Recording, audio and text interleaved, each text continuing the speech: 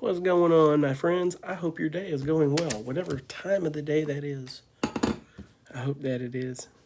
Anyway, I want to get on and talk about a couple of things kind of cool. Something I did, and it's like, I guess eventually you're bound to buy it just out of curiosity. I didn't buy it because I needed it, I just buy it out of curiosity.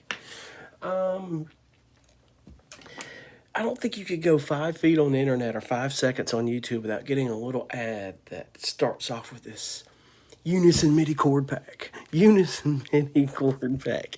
I got this email from this company called Unison. You've seen the ad. I guarantee every one of you have seen it. Well, I want to touch on that a little bit. And I've talked about it a little bit before, but I'm going to touch on it a little bit and maybe give you a little bit of alternative now. They always love to pull this narrative of you don't have to know anything about music to do this. And I'm going to beg to differ a little bit on that deal. It can get you in a lot of trouble. And I saw a really good YouTube video, in fact, last night, and it was the guy's channel is he teaches a lot of Logic Pro stuff, and he's really good. And I want to thank Greg Goss for your referring that to me. I think it's Music Tech Help Guy is his name. In fact, I'll know here in just a second. Music Tech Help Guy. Yes, it is. Music Tech Help Guy. He did a really good video.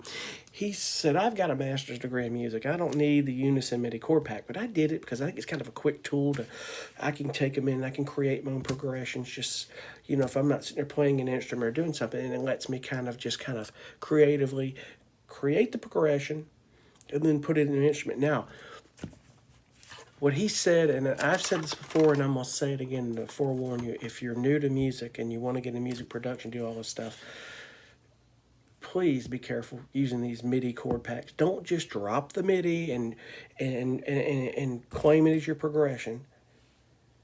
And they also offer these melody packs. I didn't buy that. I create my own melodies. That'll really get you in trouble. Just dropping the same melody, because you have to remember one thing. I've said this once and I'll say it again. If you're doing it, 200,000 other people are doing it. They really are. Seriously. I don't know the exact count, but it's a lot. There's a lot of people out there, and they've seen that ad enough. Even if they aren't musicians, they're like, God, I got to buy this MIDI chord pack. I don't play music, but what is the deal with this thing? People are. They've spent a lot of money on that ad. It's crazy.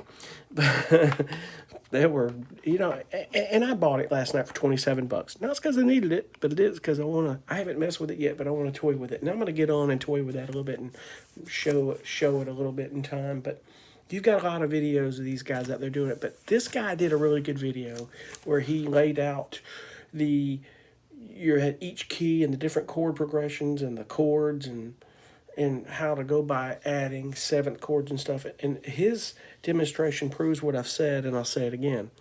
I hate to break this to you, but you're going to have to learn some things about music. You have to understand it. And there are a lot of tools out there to help you. Listen, I've got Scalar too, but I ain't used it, and I don't know when. And sometimes I like to just set the key and hit the white keys. It's a time saver. But, I've been playing music a long time. But I have a little cheat sheet to go, okay, C minor, it's got 3 notes in it. What's those 3 notes again? Or, when you start playing them and if you start remembering, the structure of how a major chord to minor, what they used to teach us when I was at Musicians Institute years ago, this was a long time ago. Their ear training there was amazing. Their ear training, they taught you on piano. I figure if you can nail it on piano, you'll be able to nail it on guitar because there's a lot of overtones in guitar. But you sing scales, and you don't worry about the key, you just sing the steps of that scale. When you know the steps of a major scale and the steps of a minor scale, and the rest is like, okay, there's a minor 7 flat 5, or, you get the point, they start singing in modes. When you're starting out in music, you don't have to get as deep into all these modes. It comes later if you start learning it, but I'm not being negative when I say this, but you've got to learn some music. You can't just do this and I'm a music producer and not know anything about music, because it will limit you, massively limit you. You have no idea how much it will limit you if you don't. And I've seen, there are people that have a good ear. I've seen people play music have a good ear and they don't know what they're playing sometimes. It's amazing. But even they're limited in things, maybe they want to do more. And there is some amazing talent out there that can do anything and they play by ear. But they understand some of the basic chords in a major and minor, and they understand these things.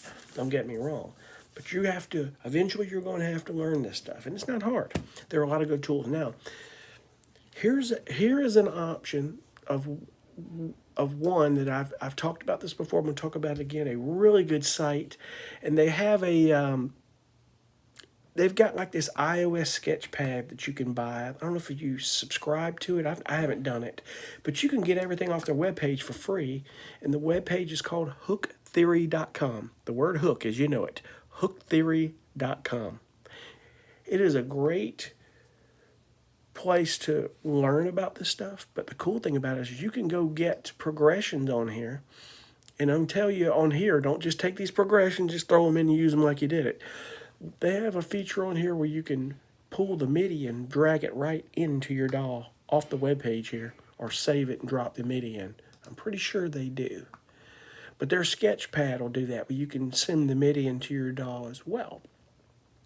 And when you start going into, you scroll down and you start putting in, like, what key do you want to be in, what kind of music you want to do. What it does is it starts comparing the most used chord progressions with the popular ones for popular music.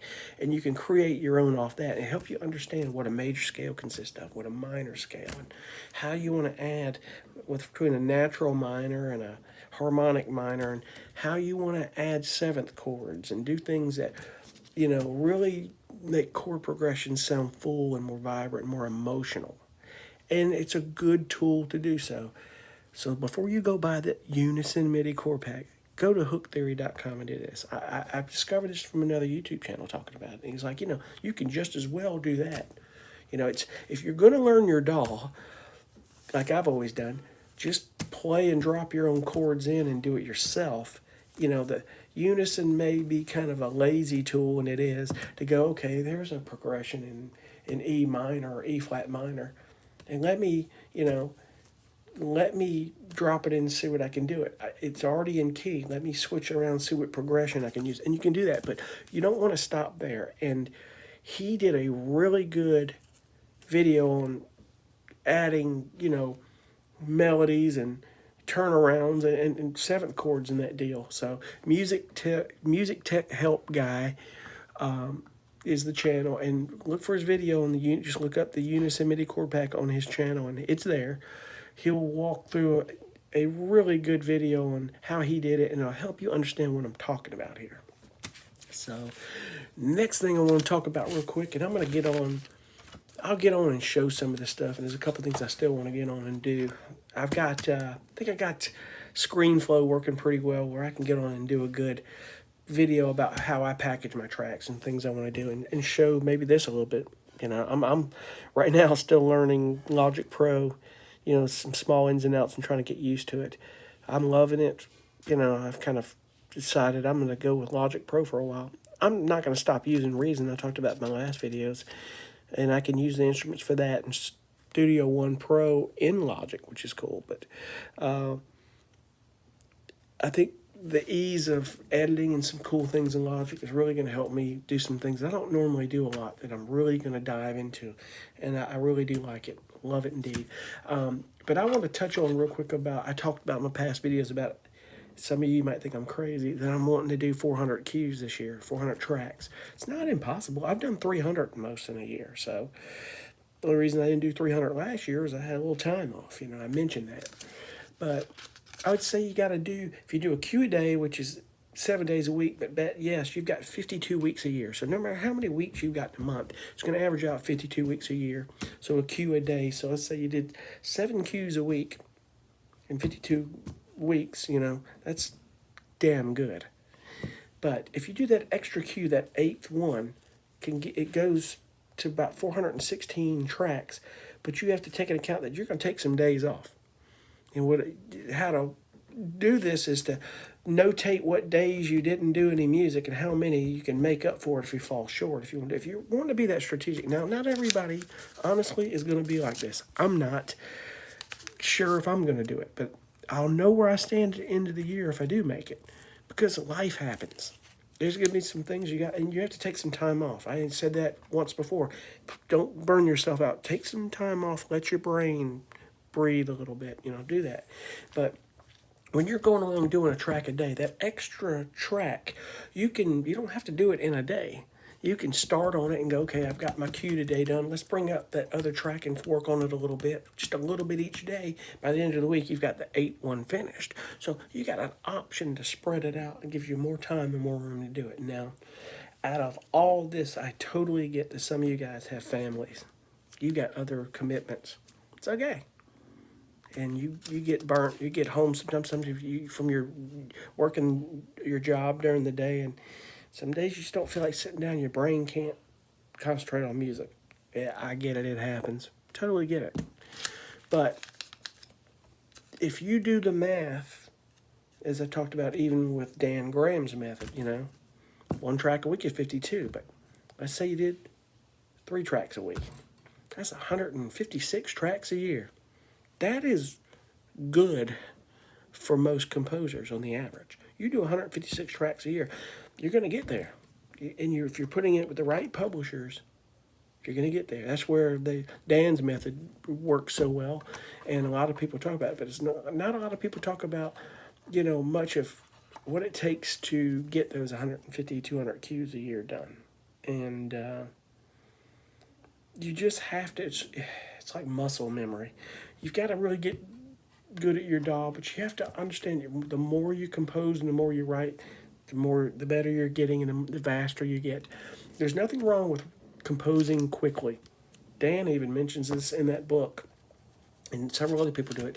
It's spontaneous creation is what I call it, where if you know the tools you want to go to and you're like, this feels like I need some guitar there. I was doing that this morning going, should I use more choir or should I go get a guitar lead?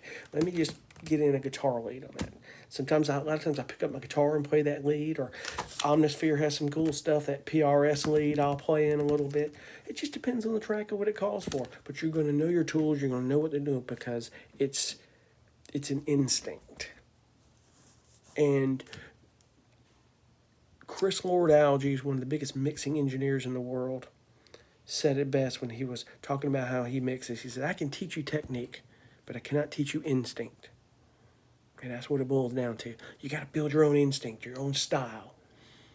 And you're gonna realize that you have your own style and your own way of doing things.